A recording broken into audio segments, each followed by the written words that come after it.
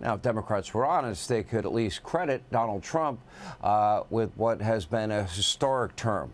Pay attention. In just 2 years, Donald Trump has ended war after war around the globe. Iran is no longer the nuclear threat that it was. That's good for the world. We have the best military recruitment in 15 years. America is now the #1 producer of oil and gas in the world. Our stock market setting record after record, one after another. Unemployment now historically low across every demographic. Violent crime at an all-time low. Get this, 9 of the 10 most wanted fugitives, they have been captured. Biden got 4 of them in 4 years. ICE has arrested 10,000 illegal gang members. Millions have been deported or self-deported. Our border is finally secure. We can keep going, and yet no one on the left or in the left-wing legacy media mob will ever give him any credit. Anyway, here with reaction, Texas Congressman Brandon Gill. Congressman, love your take on this. I mean, this is the thing. You would think Donald Trump does nothing good ever. If you ever watch any other network, read the New York Times or Washington Post or any major newspaper, they never, ever give him any credit for anything. They kept their eyes closed with Biden's cognitive decline, and they went along with the lie that the border is closed and the border is secure. So, you know, one thing that Republicans always have to deal with is abusively corrupt and biased media.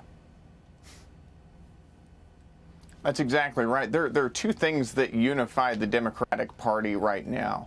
The first thing, I think, is a deep loathing for America, for its founding principles, for its culture, its history, and especially its people.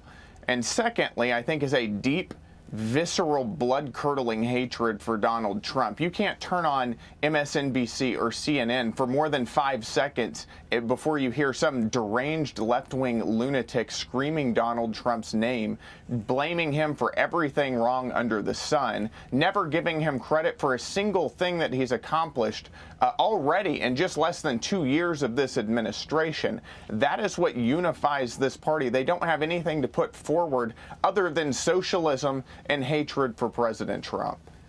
So the one thing that separates Republicans from every other midterm year that I've covered in my life is this year they have a lot of money, number one. Number two, they have this convention coming up. How impactful will that be in your view?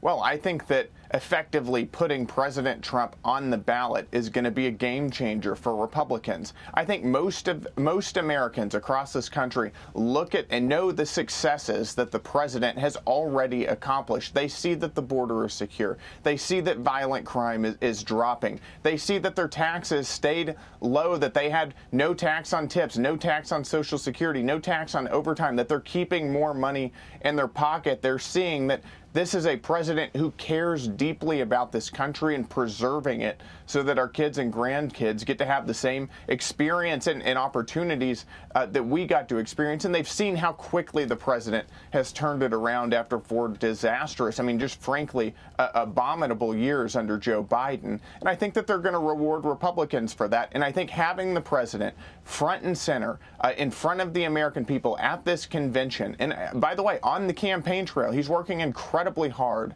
for Republicans in both the House and the Senate. I think that's going to make a huge difference. All right. We appreciate you, Congressman. Thank you for being with us. All right. Thanks for watching. Check out my new podcast, Hanging Out with me, Sean Hannity. The big interviews, the debates you won't get anywhere else. Like and subscribe for new episodes every Tuesday and Thursday.